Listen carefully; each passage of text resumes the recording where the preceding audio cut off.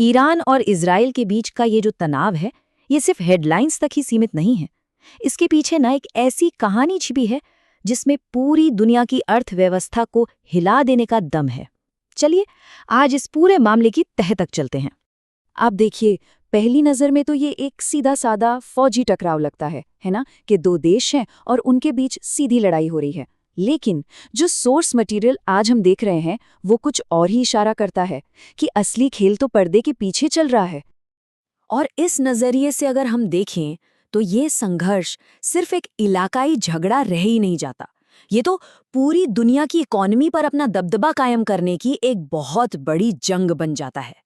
तो इस एंगल को ठीक से समझने के लिए हमें सबसे पहले अमेरिका की उस स्ट्रैटेजी को समझना होगा जिसे ये सोर्स दुनिया पर हावी होने का एक प्लेबुक या गाइडबुक कहता है। इस सिस्टम के दो बहुत ही मजबूत पिलर हैं।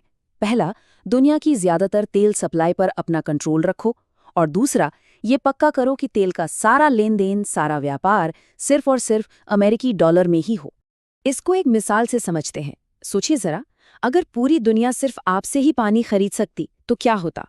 आप दुनिया के सबसे अमीर इंसान होते हैं ना। बस अमेरिका तेल के साथ ठीक यही चाहता है। तो सवाल ये है कि ये आर्थिक दबदबा कायम कैसे रखा जाता है? सोर्स के मुताबिक इसके लिए फौजी दखल-अंदाजी की एक बहुत खास रणनीति अपनाई जाती है। यहाँ ना एक पैटर्न बिल्कुल साफ नजर आता है। जो भी देश इस पेट्रो डॉलर सिस्टम को चुनौती देता है या फिर अपने तेल पर अमेरिकी कंट्रोल का जरा सा भी विरोध करता है, उसे अक्सर बहुत गंभीर अंजाम भुगतने पड़ते हैं। तो फिर सवाल उठता है कि ईरान, जो इतने भारी दबाव में है, वो इसका जवाब कैसे देता है? वो इस्तेमाल करता है असममित आर्थिक युद्ध की रणनीति का। मतलब वो सीधी फौजी लड़ाई से बचता है और आर्थिक तरीकों से अपने दुश्मन को कमजोर करने की कोशिश करता है। और ये बहुत दिलचस्प है। जरा इस नंबर को देखिए। ईरान का जो मुख्य हथियार है, यानी कि ड्रोन, उसकी कीमत अविश्वसनीय रूप से कम है, सिर्फ 18 लाख रुपए। और अब सिक्के का दूसरा पहलू देखिए। इन्हीं सस्ते ड्रोन्स को हवा में ही मार गिराने के लिए अमेरिका और उसके सहयोगी देशों को जो मिसाइल इस्तेमाल करनी पड़ती है, उसकी कीमत है 36 करोड़ रुपए। ये तुलना ही असल में पूरी कहानी बता देती है। मतलब ईरान अपने दुश्मनों को सिर्फ अपना बचाव करने पर मजबूर करके ही आर्थिक रूप से कंगाल कर सकता है। एक ड्रोन 18 लाख का और उसको रोकने वाली मिसाइल 36 करोड़ की। खेल ही सारा अर्थशास्त्र का है। ड्रोन वाली रणनीति तो चली रही है, इसके साथ साथ ईरान दुनिया की तेल सप्लाई पर सीधा दबाव भी बना रहा है। वो हॉर्मुज़ जल डमरू मध्य, जो कि एक बहुत ही जरूरी समुद्री रास्ता है, वहां से गुजरने वाले जहाजों के रास्ते में रुकावटें पैदा कर रहा है।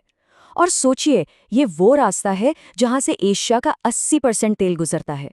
तो इस आर्थिक युद्ध के दुनिया भर में क्या नतीजे हो रहे हैं? चलिए अब ये देखते हैं कि इसका असर हम सब पर कैसे पड़ रहा है। इसका सबसे पहला और सीधा असर दिखता है ऊर्जा की कीमतों पर, जो सचमुच आसमान छू रही हैं। और इसकी सबसे बड़ी मार खास तौर पर यूरोप पर पड़ी है। लेकिन बढ़ती कीमतों के अलावा ये विश्लेषण एक और कई ज्यादा बड़े खतरे की तरफ इशारा कर रहा है। वो ये कि इस तरह की अस्थिरता की वजह से दुनिया में आतंकवाद के नए और ज्यादा खतरनाक रूप भी देखने को मिल सकते हैं।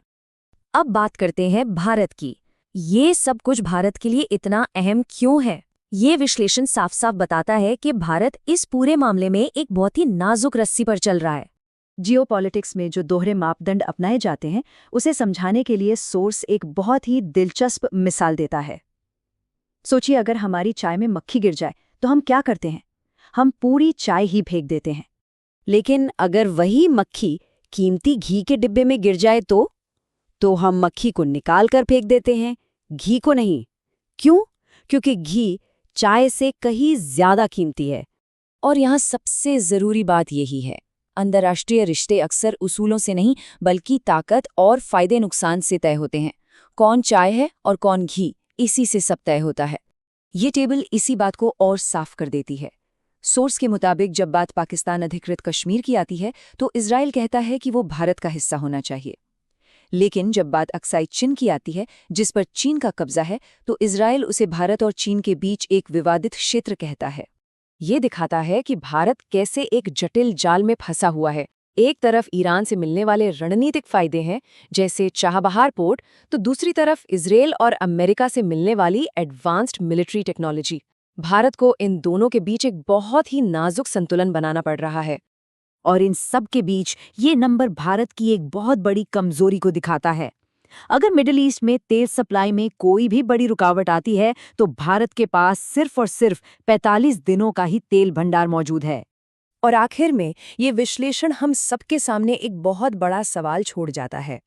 आज की इस दुनिया में जहां वफादारियां लगातार बदल रही हैं और जंग हथियारों से ज्यादा पैसों से लड़ी जा रही हैं, वहां भारत जैसे देश के लिए एक सच में आजाद, एक इंडिपेंडेंट विदेश नीति का मतलब क्या है?